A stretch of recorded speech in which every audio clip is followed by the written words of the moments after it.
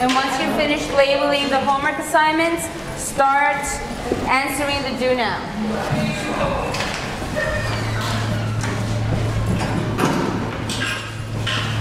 Turn in your homework assignments.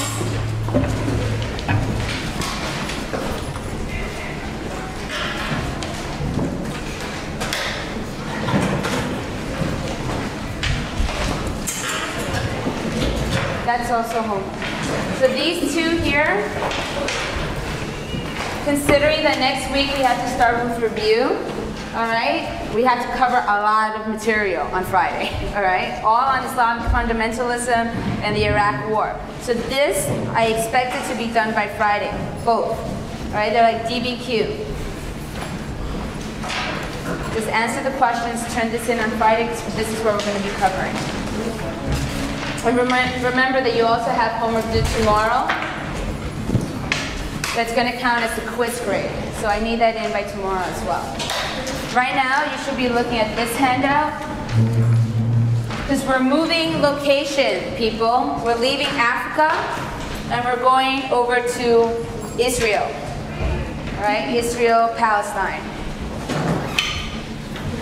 All right, so everybody take a look at the do now. Imagine that you were forced out of your home, but return many years later. Upon your return, you find that another family whose customs, traditions are very different from yours is occupying your home. How would you feel about this? Would this lead to conflict? All right, so take a second and answer the do now question.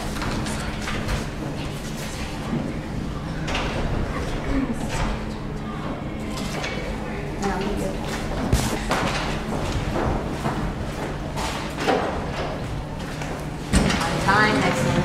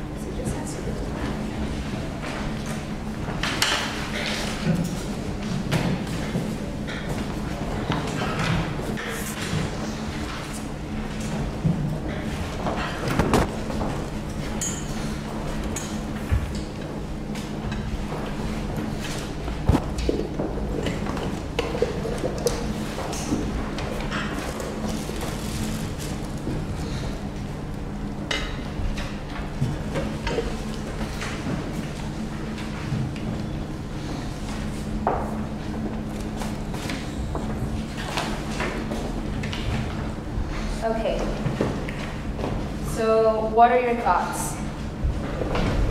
Stephanie, nice and loud. Okay, I'd be very upset because, I have memories in that home. A home is like a very special thing to a person because it's like your sanctuary.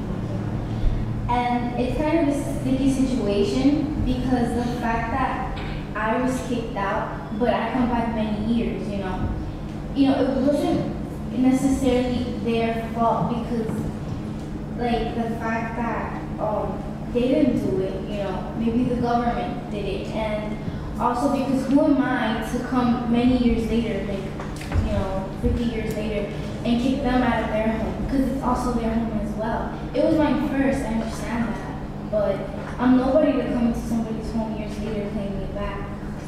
Good point. Anybody else? Nigel? I understand her point of view. That's how I would feel if I was an fundamentalist. But if and you truly believe in your religion, you will be pissed off for Oh, something. now you're turning it into religion. I'm just talking about our home here, right? So I wouldn't feel bad because that's not my problem anymore. It's not my house anymore. It belongs to somebody else who's working on this paper. Who agree or disagree? Cassandra, what do you have to say? I disagree because at that moment in time, you're gonna be angry, and like you're gonna think, oh, okay, you have no right. But at that moment, you're gonna be angry. You're gonna go on your first sense, and you're gonna like, you're not gonna threaten the family, but you're gonna blame them. Like you're the reason why I got forced out. It's your fault. So there's going to be anger, resentment. Jennifer? There's going to be anger at first, but you also have to understand that if you leave something, you can't expect it to stay the same. Some things change over the years, so you can't really, you can go off on your first anger, but then you have to think back. I kind of left this place. We're careful. I kind of was forced out, but you can't expect things to stay the same when you come back. I don't know. I think I would go for it back. Like, it was my movie. Like, they made me leave and I went back. Okay, so we have the fighter over here, aggressive, right? She says like, it's my homeland, I want it back, right? What do you think about this? I'm really upset because I was pushed out of my own home for no reason, just because out of the government issues and everything. So then, like, I wanted to be a conflict because, I don't want any, I want my own territory back. I want my claims to my own house again because it isn't fair that, I'm forced out of my own house, knowing that it's my tradition that was here. It's a really complicated situation, right? Because there's anger, what were you going to say? I said that I would be angry, but then again, I also don't have any friends and angry at the family. So, like, I think I would want my home back, but then again, they're not going to be willing to give back the home, so then that's going to be conflict. But I'm like the type of person who's not going to fight over that, but maybe that doesn't apply to some other people. And if this is happening across like the whole entire country, then Conflict is going to happen to some extent, right? You're saying, I'm not the kind of person that will fight over that matter, but there's going to be other people, such as yourself, right? That's going to be really angered by the situation and going to want to fight. Obviously, this is very relevant, right, as to what we're going to be discussing today. Okay, we're going to be looking at the Arab-Israeli conflict. Do you have another thing to mention? Yeah, also people who didn't have money and their home was the only thing they had, they really gonna want it back. If they didn't have anything else in whatever, they're gonna want that back. That's the only thing we have. Okay, so you're dealing with, if you lose your possessions, if you lose everything that you've had, you're definitely going to want to come back and reclaim what was yours, even though, yeah, maybe the people that are living there now, not necessarily to blame because of your circumstances.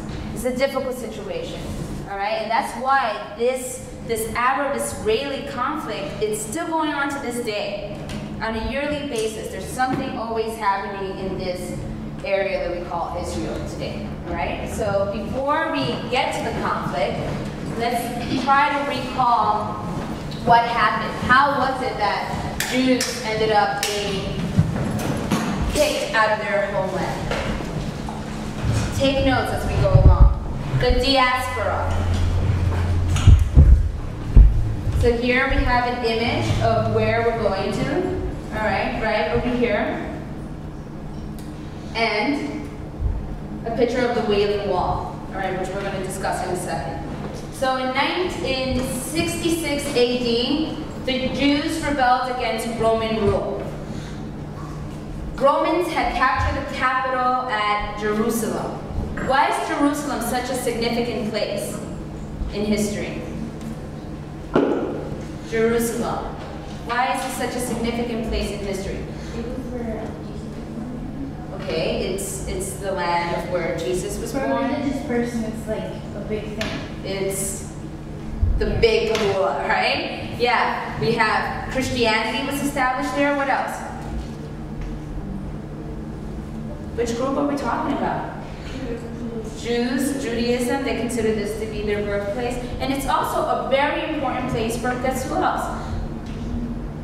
We talked about Christians, Jews, and which one? Muslims, right? It's an important place for Muslims as well.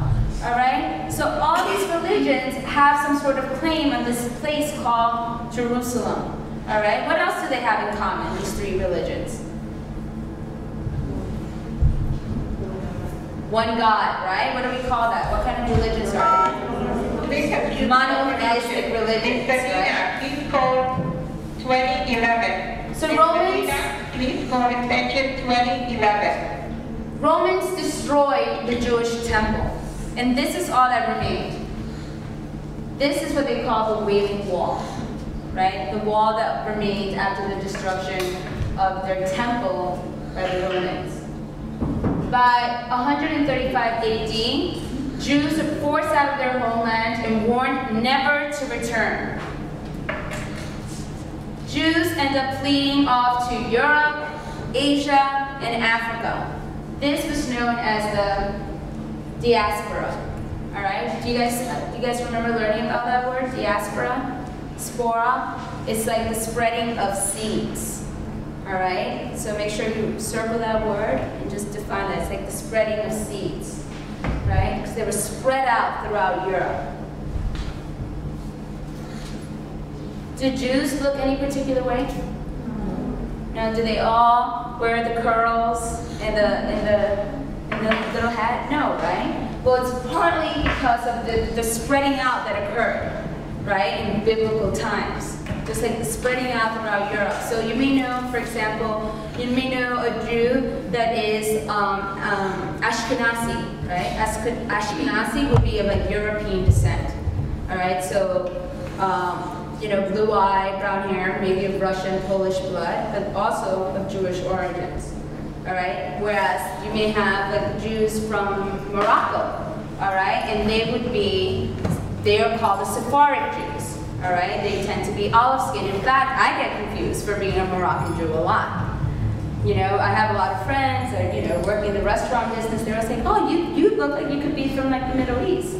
From Israel, you have olive skin. It really all depends. So it's like a very international, right? Considering that they were spread out throughout Europe, throughout Africa, throughout Asia, everywhere. Zionism. Zionism was the quest for a homeland. The founder was Theodor Herzl.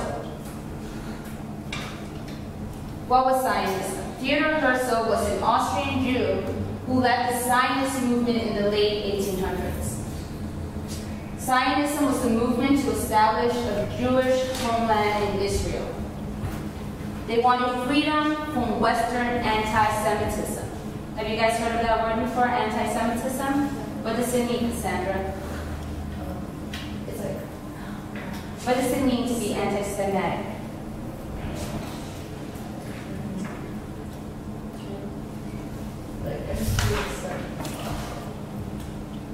What? Yeah? What did you say?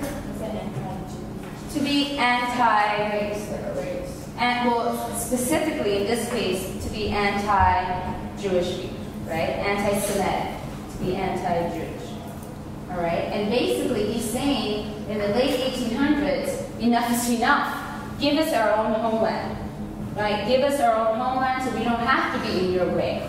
All right? Think about throughout history. Think about what Jews have experienced throughout world history. What were they blamed for? Think back to Global 1, Global 2, Global 3. Jennifer? They were blamed for the plague. They were blamed for the plague. All right? The Black Death, plague. What else? The Holocaust. Well, let's try to save the Holocaust. Let's think about more in the 19th century. 19th century, even 20th century. Weren't they blamed by Christians for Jesus' death? They were blamed, yes, they were blamed. A lot of people even to this day make a statement like, oh, they killed Jesus. Were they the ones responsible for killing Jesus? Who was responsible? The Romans, all right? But yeah, they tend to always become the, what's the word that we use when a particular group is targeted? A scapegoat, right? They become the scapegoat, right? Economic problems occurred after which major war? World War I, right? And they too received the bulk of the blame. All right, so he's saying by the late 1800s, enough is enough. You don't want us, give us a homeland.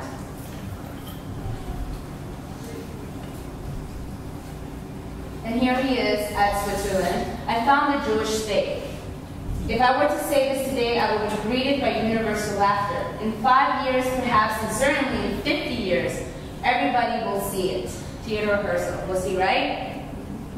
Yes.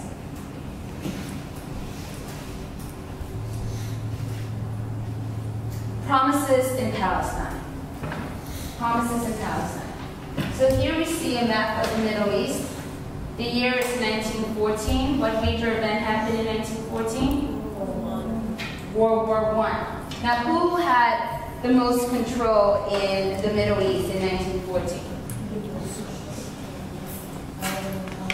Seems like the Ottoman Empire has a large claim to the Middle East, right? The segment of Europe, right? Has a large claim in the Middle East. Who else has a large claim? The British, all right? Promises were made to Arabs that lived in the region. All right, they said in return for their support against the Ottoman Empire during World War I, Great Britain promised Arabs independence from the Ottomans.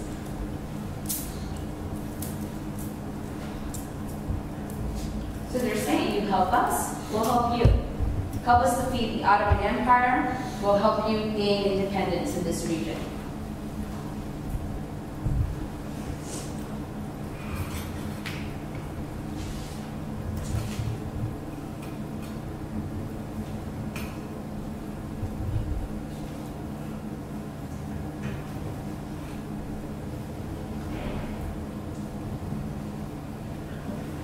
Ready?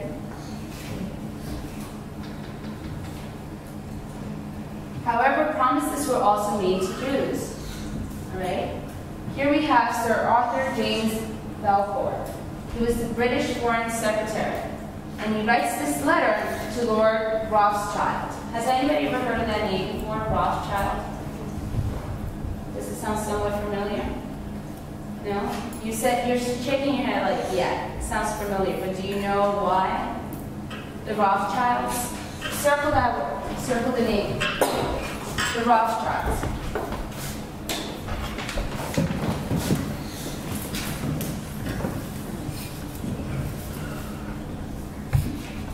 It's a family that was part of an international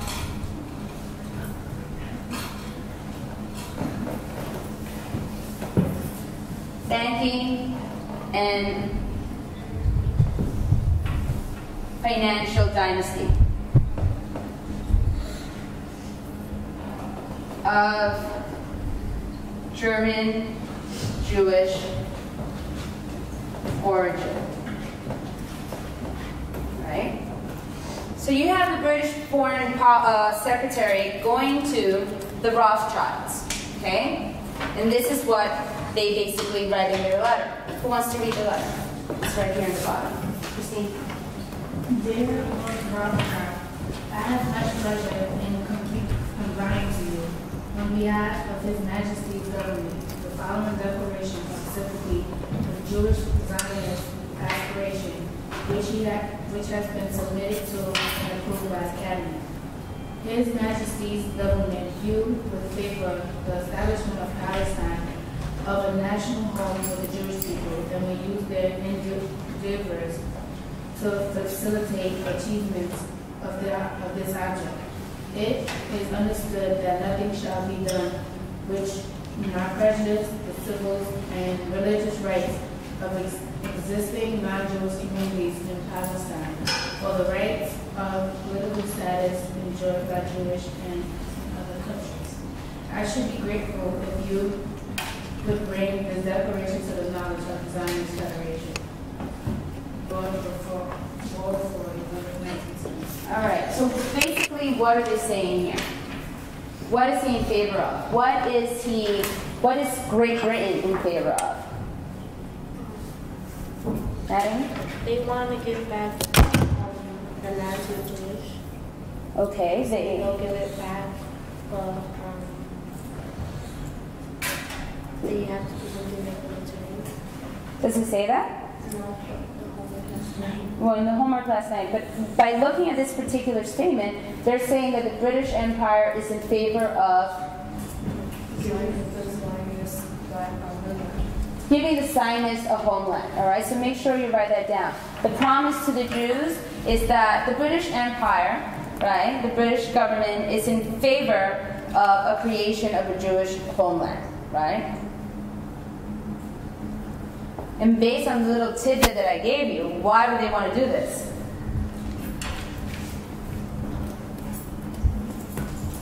Jasmine? For money, right? They're like, okay, we'll help your costs out. We're going to assist you, all right? You know, we really want to help you get a Jewish homeland, all right? And I'm also just writing this letter to one of the most powerful men in Europe. All right, we're gonna help your cause if you help us out financially. Look at the year that this letter was written in. 1917. How many years has the war been going on already for? 3 years. Things were not looking that great for Britain at that point, right? They probably needed financial assistance to assist them in the war effort. Well, what problems is this going to create? Take a second and write down a response to this. How did Britain's actions in Palestine lay the groundwork for the ongoing conflict between Jews and Arabs in the Middle East today? How does it lay the groundwork? And also, try to jog your memories as to what we've been discussing the last couple of days. Is this the first time that we see this?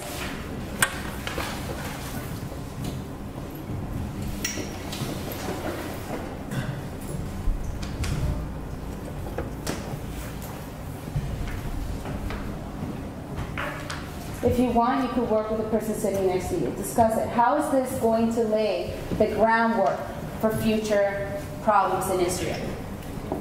Work together. Talk it out. And try to recall when else in history have we seen tensions rise as soon as the British say bye-bye. Talk it out. Yes, good. I heard that. Beautiful. Write it down.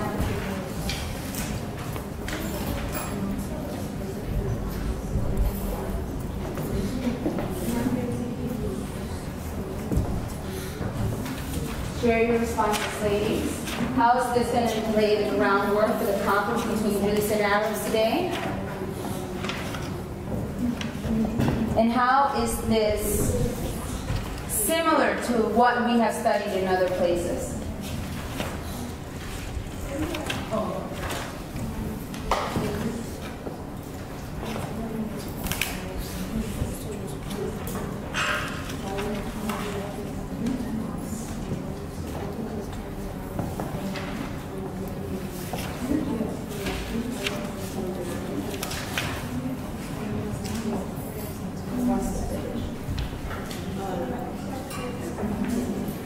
They don't leave, right? Oh, leave, yeah. Okay, so what do you guys write down? I put that Britain is going to cause quarrels with the Arabs and the Jews because they're both promising them different things, and that it was similar to when India was independent from the British. Speak up. That's very good, people. And how the Hindus and the Muslims were fighting each other for who should take over. Excellent point, right? Alrighty, good reference, right? They make promises to both groups. Once the British are removed from the situation, the area is independent, right? You see quarrels begin within the various groups that live in the region, right? Because they've been promised they've been promised the same land, all right? Same thing that had happened in India, right? Once the European imperialists are out of the picture, we have Hindus and Muslims fighting one another. Where else did this occur? Africa, where? You see that, well, you see tensions in Darfur, right? Where else? Rwanda, South Africa, everywhere you turn, right? Just because the way they draw the borders, right? The way borders are drawn without any really consideration to the people that live in that region. All right, what happens when you remove them, right? What are the conflicts that are going to arise, right? You're going to have civil war on your hands. So here we are. Jews and Arabs in Palestine. So here you have a map from 1920.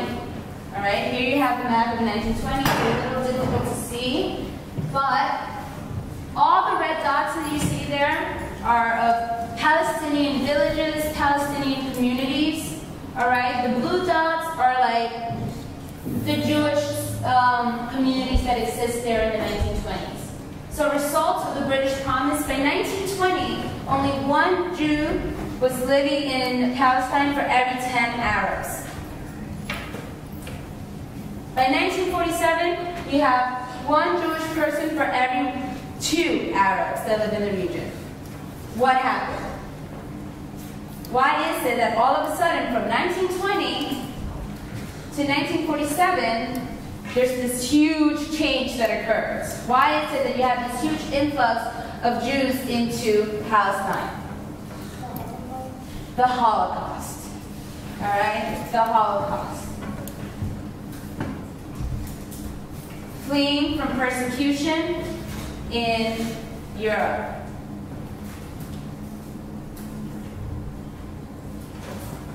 In which 6 million Jews were killed by the Nazis.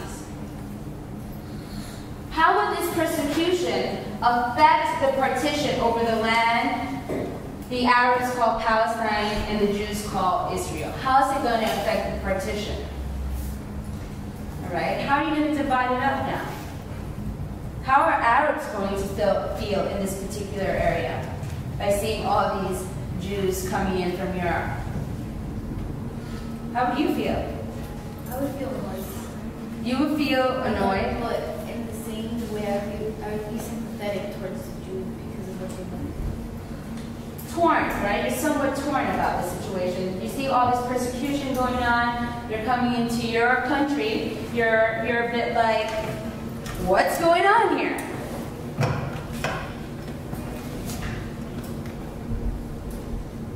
How is the world community going to react to the Grand Mufti, the highest official of Islam, meeting with Hitler?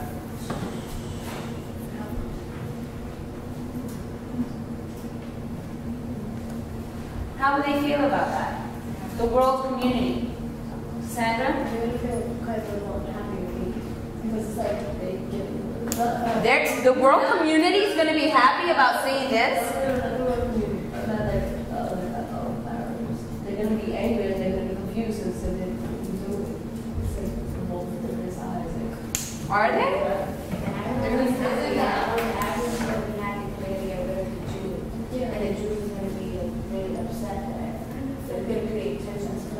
Well, this is going to create a lot of tensions. Right? Why is it that it's going to create so much tension? You see a huge influx of people coming into your country. All right, you may understand that, oh my God, these people are being persecuted, but what fears might this incite in you?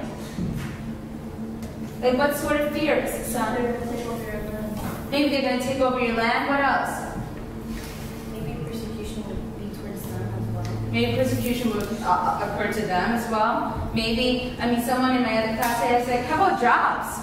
They'd be scared about what's going to happen to my job. You know, what's going to happen to where I live? You know, it creates a lot of anxiety. I mean, even think about your neighborhoods. Right? Think about some of your neighborhoods. How are your neighborhoods changing these days? All right? I mean, that creates tensions. Let me tell you, when you have an influx of people coming into your neighborhood, prices are going up, right? Tensions develop between the two groups. Washington Heights is happening now, right? And then you may see ethnic. I mean, I saw it happen in the Lower East Side. I saw it in the Lower East Side when it got a little scary to walk home late at night because there was a real tension of like, why are you moving into my neighborhood and changing everything around us? All right? In Brooklyn, you see this. All right? So it's kind of understandable how sometimes anger gets the best of you, right?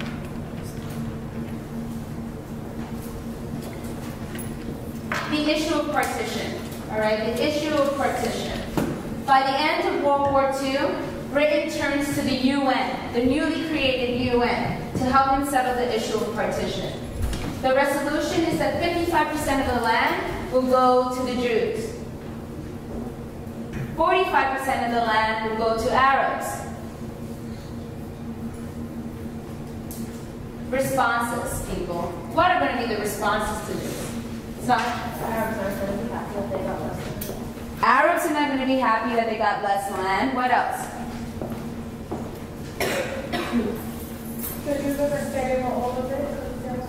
Do you think they're really going to say they want all of it? I don't know. I mean, at the same time, we're the one coming in, right?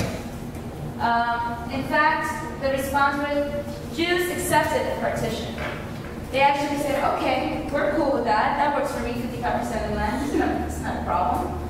Arabs are going to reject it, believing that the whole of Palestine was rightfully theirs.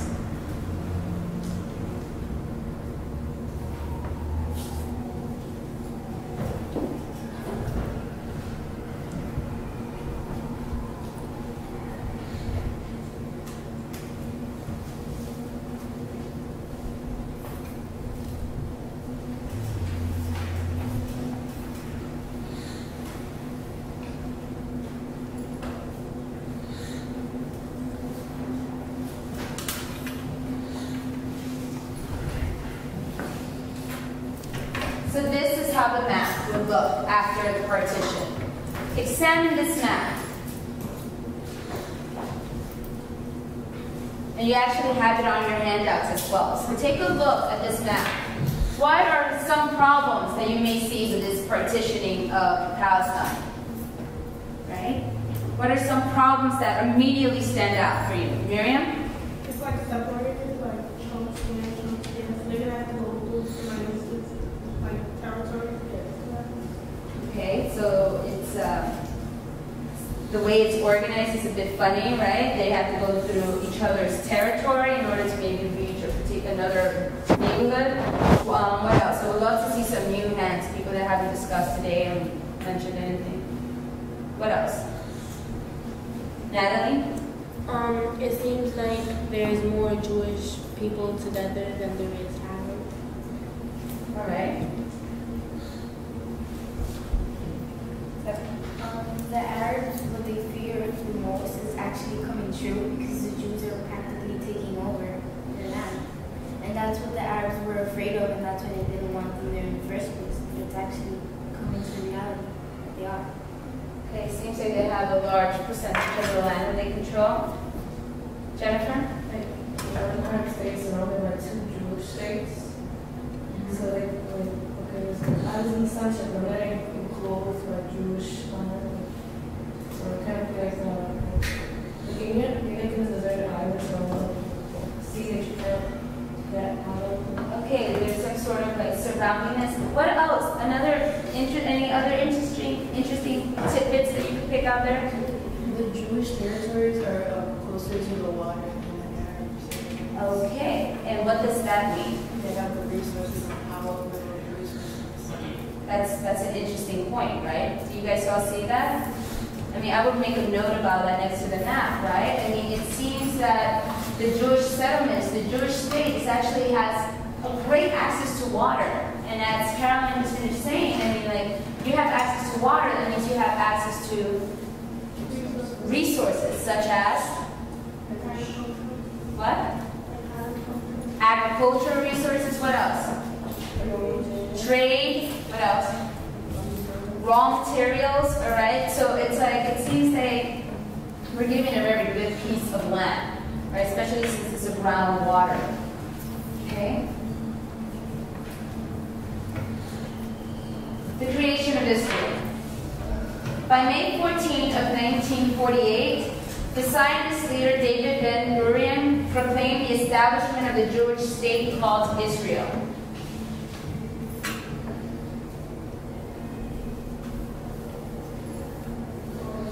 And this is their flag, right? It's the what? It's the Star of David, right? King David.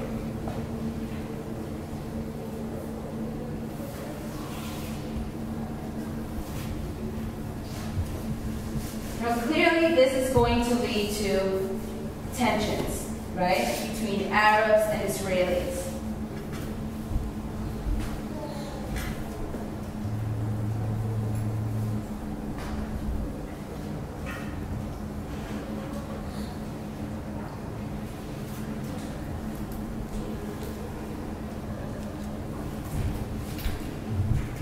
Here you have a picture, right? This is, you guys all recognize the little man on the left? Who is it?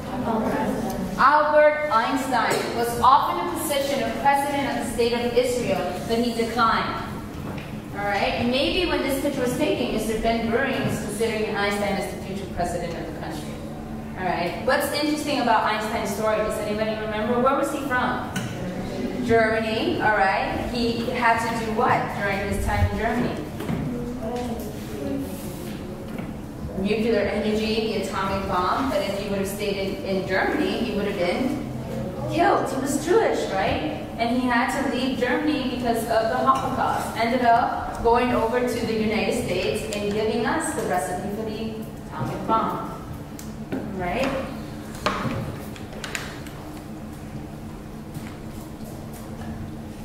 Conflict erupts. Neighboring Arab countries, Egypt, Syria, Lebanon, Jordan, refused to recognize Israel and immediately called for war. All right, so let me just show you the relationship on this map. All right.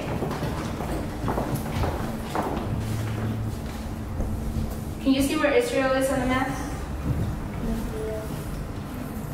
You want to point out to it? Where is Israel? Can you see it? Can you all see it? Okay, so it's right over, that's Israel. So which countries are against them at this point? Egypt. What else? Which one? Syria. Lebanon.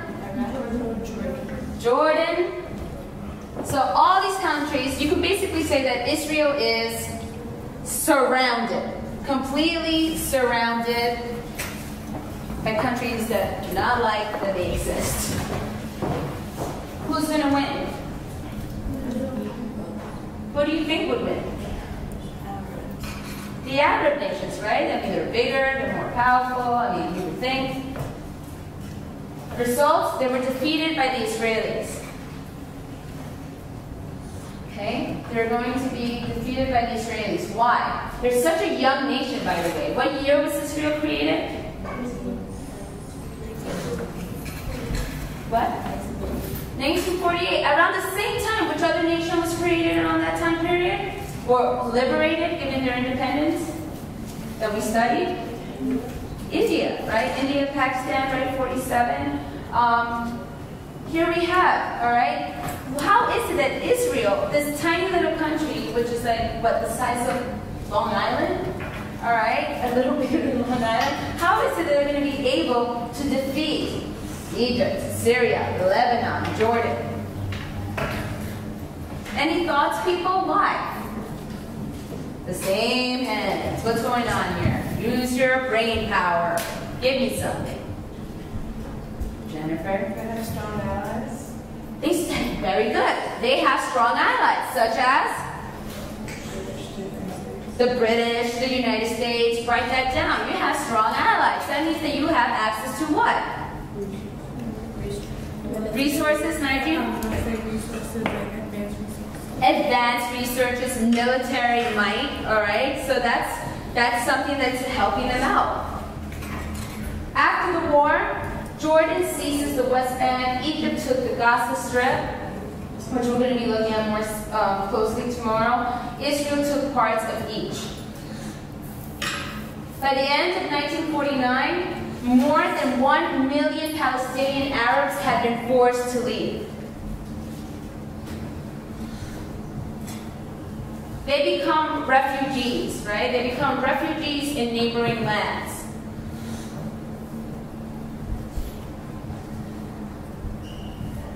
Palestinians call this expulsion.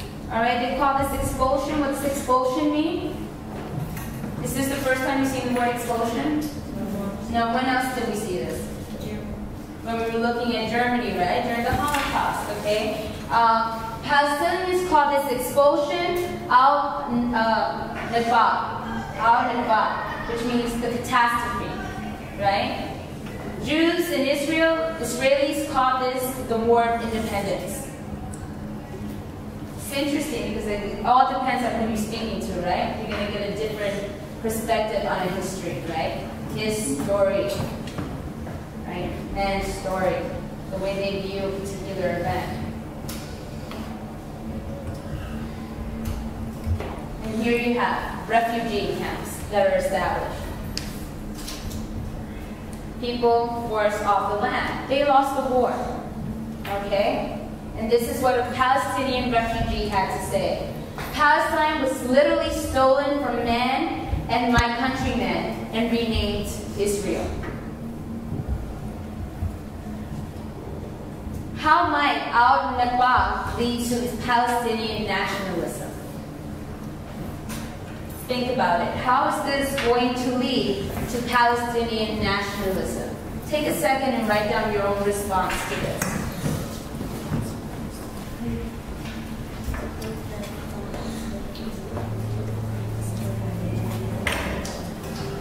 It's okay, you can talk to one another. How is this going to lead to Palestinian nationalism?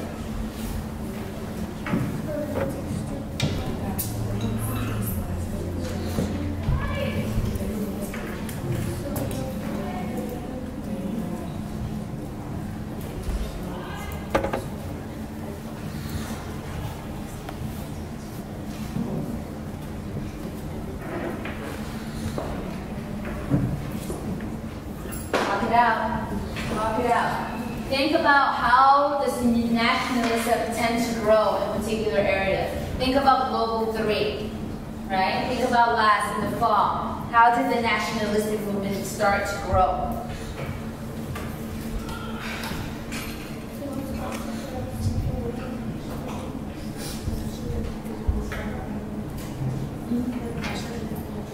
So talk to me. We got a minute. Talk to me. Why is it that the catastrophe is going to lead to Palestinian nationalism?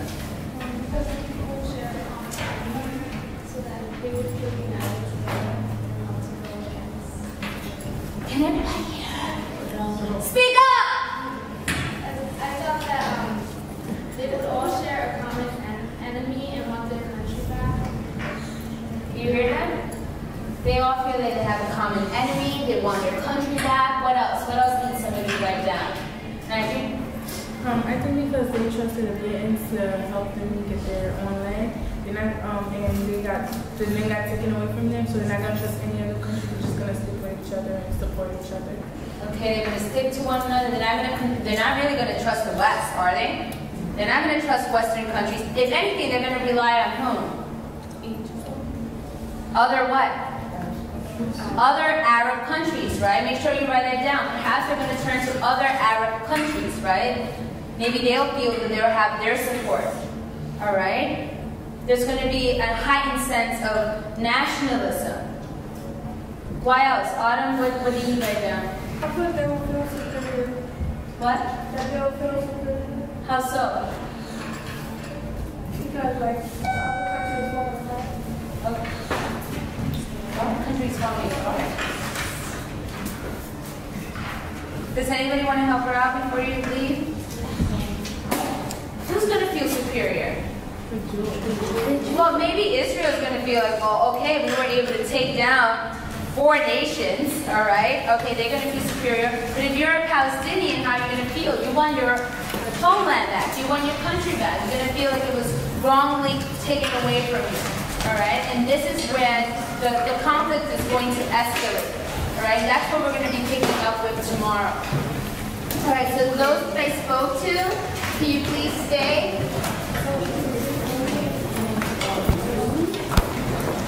Stay behind, please.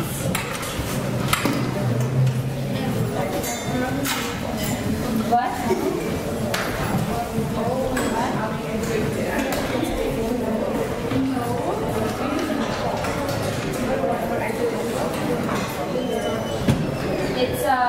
It's going to be in here, I believe. Wait a minute.